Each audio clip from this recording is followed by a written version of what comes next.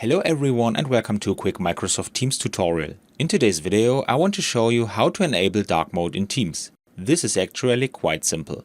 First we open Microsoft Teams and now I click on the three dots at the top right and select Settings. Here we stay in General and find the settings for the theme at the top. I can now switch from light mode to dark mode and the change is immediately active. Alternatively, there is also a high contrast mode, but I find this very tiring. So I think that the dark theme is best suited for work. And that's all you need to know. I hope you enjoyed the video and I will see you again in the next tutorial. Until then, your tutorial guy. Bye.